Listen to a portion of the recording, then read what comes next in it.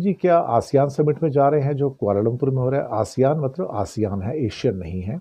यानी कि ASEAN, ASEAN इसको आसियान कहा जाता है। आसियान का मतलब होता है कि association of south east Asian Nations, association of south east Asian Asian Nations. ASEAN का समिट होने जा रहा है कुआलालंपुर में 26 और 28 के बीच में। अब ये तो साउथ ईस्ट एशियन नेशन का पूरा फोरम है। यहाँ ट्रम्प साहब का क्या काम है भाई? और मोदी जी क्यों अवॉइड कर रहे हैं?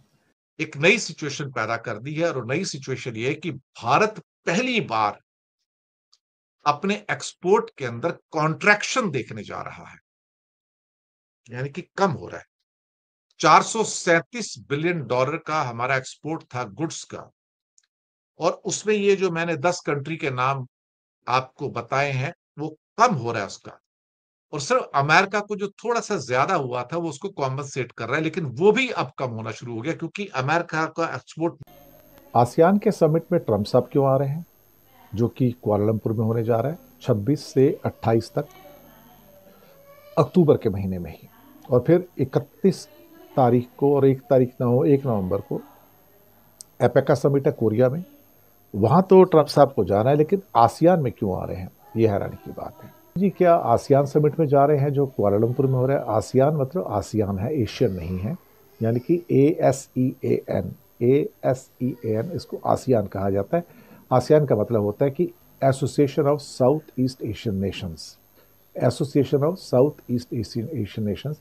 आसियान का समिट होने जा रहा है कुआलालंपुर में 26 और 28 के बीच में। अब ये तो साउथ ईस्ट एशियन नेशन का पूरा फोरम है। यहाँ ट्रम्प साहब का क्या काम है भाई?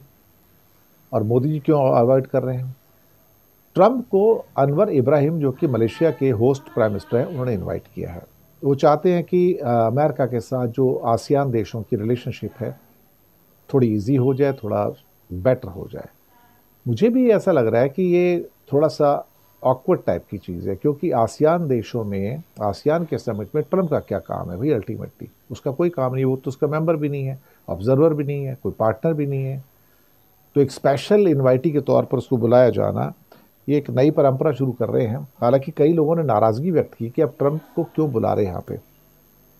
अब पता नहीं अब क्या चक्कर है, अब जो भी है। लेकिन आपने रिसेंटली नोट किया कि मोदी अब आसियान समिट को अवॉइड कर रहे हैं।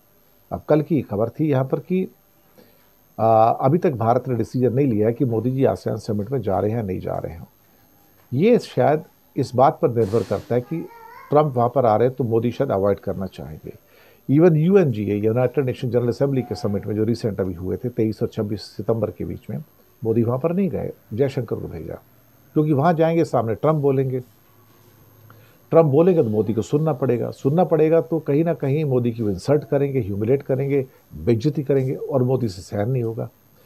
तो मोदी ने UNG में जाना मंजूर नहीं किया था। अब वही टैक्टिक यहाँ पे अपनाई जा रही है कि अब मोदी शायद आसियान समिट में ना जाए और जयशंकर को भेज दे, तुम हुआ।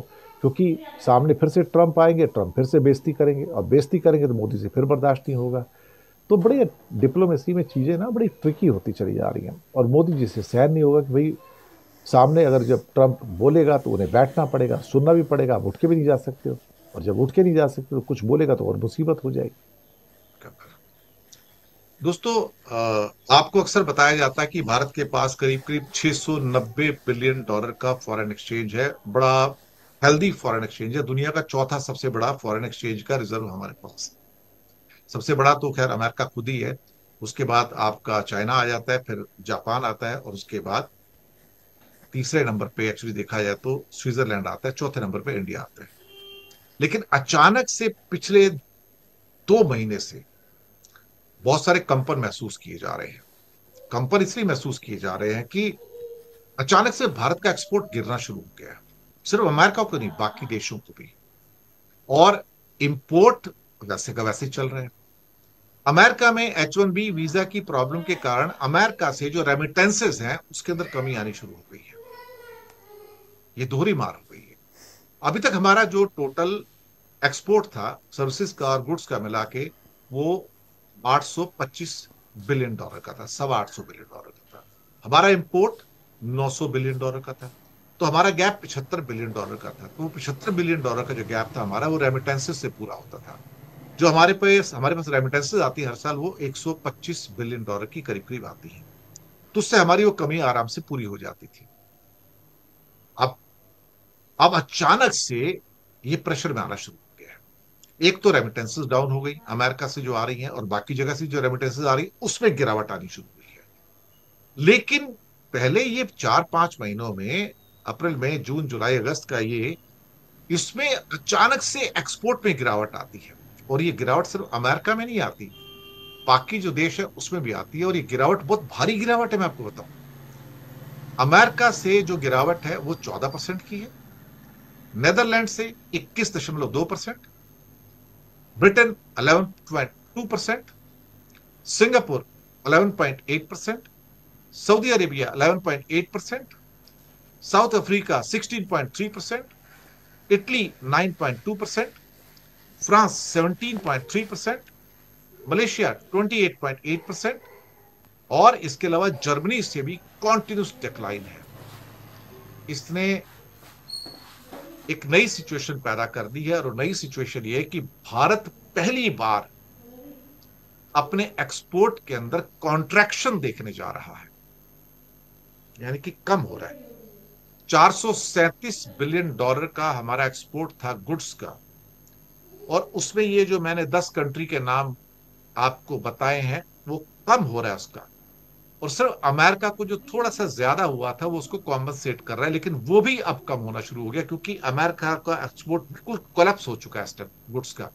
सिर्फ मोबाइल को छोड़ दो या दवाइयों को छोड़ दो, तो बाकी एक्सपोर्ट 60 बिलियन डॉलर का जो है सालाना, या 5 बिलियन डॉलर जो उनका एक्सपोर्ट है, कोलैप्स हो चुका है।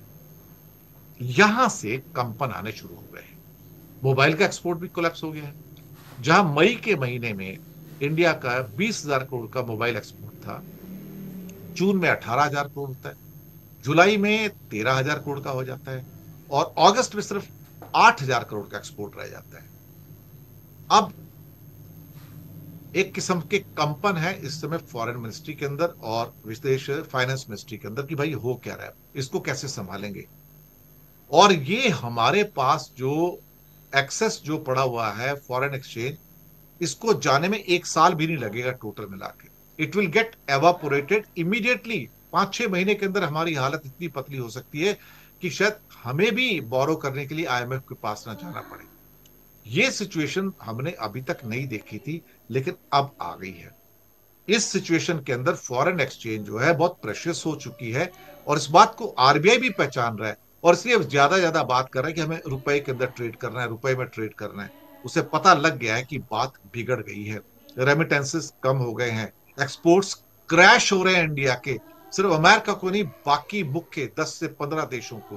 तो हम इसको कैसे संभालेंगे? I think from here the real crisis of capital account and so called जो गैप होता है इंपोर्ट एक्सपोर्ट का, वहां से स्टार्ट होता है, और हमारे लिए यहां से असली समस्या शुरू होती है।